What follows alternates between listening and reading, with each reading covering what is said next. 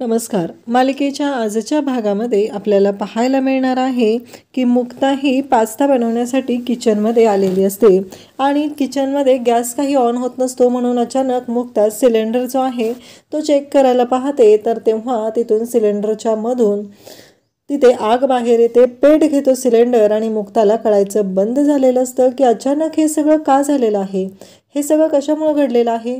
या गोष्टींचा विचार मुक्ता करायला लागलेली असते आणि मुक्ता खूपच घाबरलेली असते. ती ओरडत असते, लकी, त्याचबरोबर सागर, मम्मी, सगळ्यांना ती हाका मारत असते. पण त्याचवेळी सावनी तिथं असते. सावनी धावत जाते, येते. तिने एक तिथे गोणी आणलेली असते. त्या गोणीने ती म्हणजे बारदाण्याने ती गॅसचा सिलेंडरचा जो स्फोट घेतलेला आहे तो थांबवण्याचा प्रयत्न करत असते. मुक्ता तिथे ओरडत असते. मुक्ताला कळत नसतं की हे सगळं काय झालेलं आहे आणि मुक्ताला खूपच भीती वाटत असते.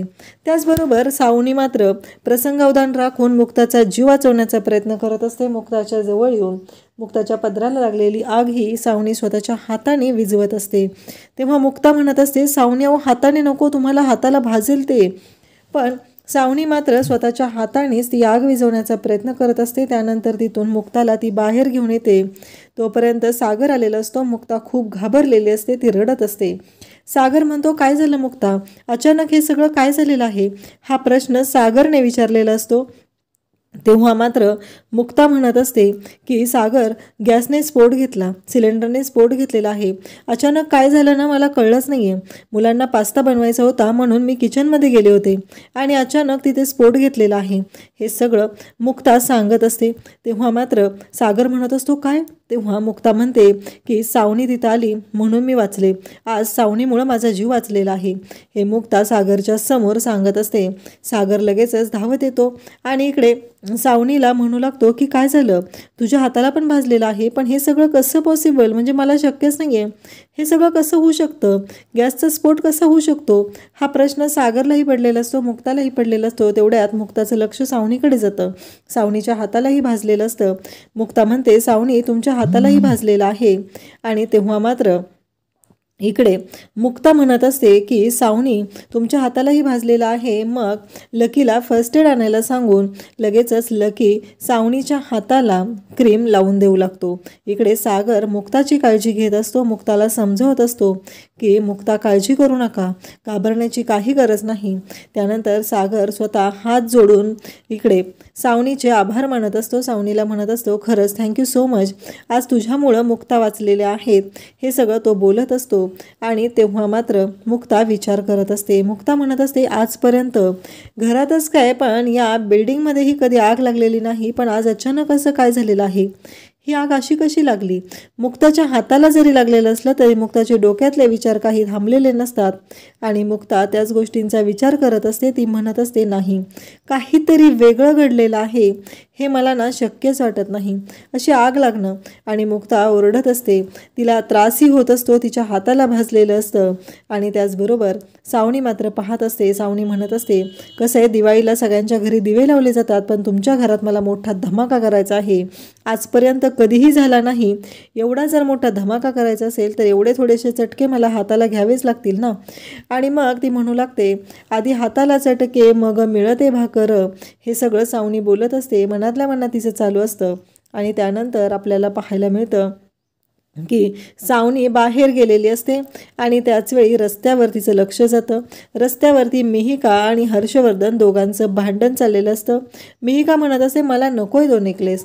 हर्षवर्धन म्हणत असतो, असं काय म्हणतेस तू मिहिका, मला कळतच नाही आहे, म्हणजे मला लक्षातच येत नाही, तुला आवडला म्हणून एवढा महागाचा नेकलेस मी घेतलेला आहे. तेव्हा मिहिका म्हणते की मला तिथं होते तेव्हा आवडला होता, मला तो आता आवडलेला नाही आहे, मला नाही घालायचा तो नेकलेस, मिहिका स्पष्टपणे सांगत असते. सावनी ऑटोतून हे सगळं पाहत असते. रिक्षावाल्याला सांगते की थांबव रिक्षा. आणि मिहिका म्हणत असते, तुला एवढं साधंही कळत नाही आहे का, एखाद्या प्रेग्नंट लेडीजचं मन कसं जपायचं या गोष्टीही तुझ्या लक्षात येत नाही आहे, म्हणजे तुला कळतच नाही आहे की तिला कसं जपलं पाहिजे, तिच्याशी कसं वागलं पाहिजे, हे सगळं मीही का बोलत असते. आणि त्यावेळेसच हर्षवर्धन मात्र म्हणत असतो, मी काय चुकीचं केलेलं आहे.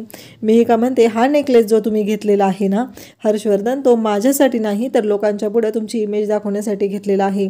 लोकांना वाटायला पाहिजे की बघा आम्ही बायकोवरती किती खर्च करतोय म्हणून घेतलेला आहे.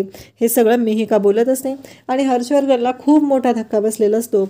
हर्षवर्धन म्हणत असतो, काय चाललंय तुझं मिहिका, लक्षात येते का तुझ्या, तुला मी सहन करतोय ना. तेव्हा मिहिका म्हणते, ठीक आहे, नसेल तर राहू दे, माझी मी बघेल माझं. आणि मग इकडे लगेचच हर्षवर्धन मनातल्या मनात म्हणू लागतो की तेच करायचं होतं ग, पण सागर आणि मुक्ताच्या नाकावर टिचून तुला मी लग्न करून घेऊन आलो ना, इथंच माझं चुकलेलं आहे. आणि मी तुला माघारी जाऊ देणं ही माझी हार असेल आणि मला हारलेलं चालत नाही. मी सागरच्या पुढं कधीही हारणार नाही.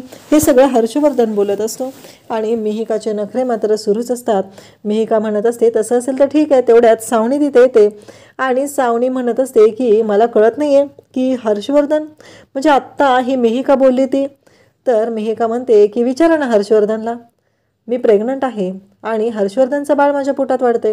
हर्षवर्धनला पण खूप बरं वाटतं, कारण मिहिका पहिल्यांदा म्हणालेली असते की मिहिरचं बाळ नाही तर हर्षवर्धनचं बाळ आहे असं म्हणालेली असते. या गोष्टीचा आनंद तर इकडे हर्षला झालेला असतो, कारण या सावनीच्या पुढे जर मिहिकाने सांगितलं असतं की माझ्या पोटातलं बाळ मिहिरचं आहे तर माझाच इन्सल्ट झाला असता.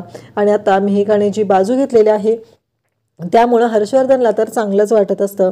तर लगेचच सावनी त्याला बोलायला सुरुवात करते, बरं म्हणजे इतक्या दिवसांनी का होईना पण तुझं स्वतःचं बाळ तुझ्याबरोबर आहे, तुझं बाळ आता जन्माला येणार आहे, म्हणजे दुसऱ्यांची मुलं सांभाळायची वेळ आता संपलेली आहे म्हणायचं.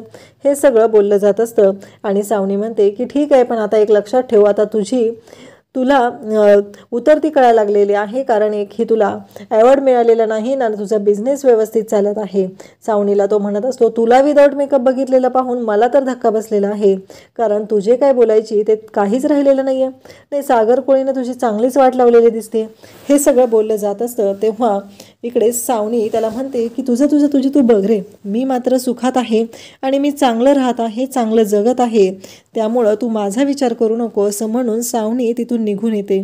त्यानंतर आपल्याला पाहायला मिळतं की घरी आलेली असते सावनी आणि काम करायला सुरुवात करते. मुक्ता येते आणि पाहते एवढा उशीर झालेला आहे तरीही सावनी काम करत आहे. नक्की या सावनीच्या डोक्यात काय चालू आहे, ती कशासाठी हे सगळं करते, असे अनेक प्रश्न मुक्ताला पडलेले असतात. तर मुक्ता तिथे येते, सावनीकडे पाहत असते. सावनी म्हणते, काय झालं मुक्ता, तू अशी का पाहतेस माझ्याकडे. हे ऐकल्यानंतर मुक्ता म्हणते, माझा ना विश्वासच बसत नाही की ही तीच सावनी आहे का, नक्की बदलली आहे का, हा प्रश्न मला पडलेला आहे म्हणून मी पाहत आहे. तेव्हा सावनी म्हणते, हो मी बदललेली आहे, कारण त्याच गोष्टी तेच सगळं मला नको होतं, मला वेगळं व्हायचं होतं. आणि या पद्धतीनं माझ्या माणसांनी एखाद्या आश्रमात जाऊन एखाद्या व्यक्ती सेवा करते तेव्हापेक्षा मी विचार केला की मी चांगलं राहील, मी चांगलं वागेल, तेव्हा माझ्यासाठी हे चांगलं असणार आहे. म्हणूनच मी माझा मुलगा ज्या घरात राहत आहे त्या घरात राहून त्या घरातल्यांची सेवा करण्याचा विचार केलेला आहे, म्हणून मी ते पडेल ते काम करत आहे आणि मी चांगलं राहत आहे, हे सावनी बोलत असते. मुक्ता मात्र पुन्हा सिलेंडरच्या जवळ जाते आणि मुक्ता म्हणू लागते, काही झालं तरी आजपर्यंत या बिल्डिंगमध्ये कधी आग लागलेली नव्हती, मग आजच ही आग कशी लागलेली आहे, हा प्रश्न मात्र मुक्ताला सतावत असतो. आणि मुक्ता पुन्हा आता गॅसच्या सिलेंडरच्या जवळ जाते, चेक करू लागते. सावनी म्हणते, काय झालं मुक्ता, म्हणजे मला कळत नाही आहे. मुक्ता म्हणते, का कळत नाही आहे, कारण तुमच्यात जो बदल झालेला आहे ना तो ॲक्सेप्ट करू शकत नाही, मला ॲक्सेप्ट करायला त्रास होतोय तर बाकीच्यांना किती होणार आहे, हे सगळं बोललं जात असतं.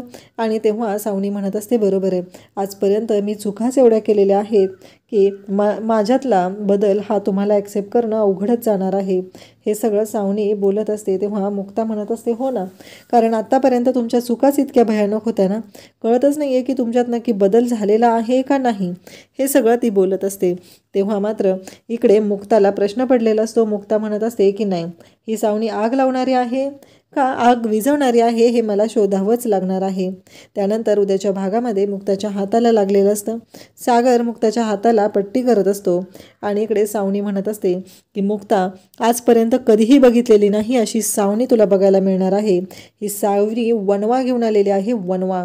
आणि मुक्ता ही तयार होते, भाऊबीजेचा दिवस असतो, मुक्ता छान तयार झालेली असते आणि मुक्ता तयार होऊन सावनीकडे येते आणि सावनीला म्हणू लागते की सावनी, आत्तापर्यंत तुम्ही वाईटच मार्गाने अवलंबून केलेलं होतं, आता तुम्ही चांगल्या मार्गावर येत आहात, मी तुम्हाला संधी देत आहे.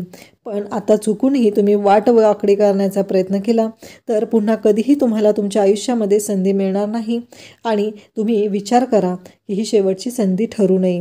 आणि सावनी मात्र पाहत असते आणि सावनी म्हणते की मुक्ता, वनवा घेऊन येणार आहे मी, वनवा, एवढं लक्षात ठेव. आता ही सावनी शांत राहणारी नाही, तुझ्या म्हणण्याप्रमाणे बदलले तर आहे, पण ही वनवा घेऊन येणारी सावनी आहे ती एवढी सहजासहजी कोणालाही माफ करणार नाही. आत्तापर्यंत जी सावनी इमोशनल होत होती, आत्तापर्यंत जी सावनी स्वतःला त्रास करून घेत होती, आता ती सावनी राहिलेली नाही. हे सगळं सावनी बोलत असते आणि मुक्ताला म्हणत असते की बघ, तू वेगळी सावनी पाहणार आहेस. अशाच अपडेटसाठी चॅनलला सबस्क्राईब करा. थँक्यू.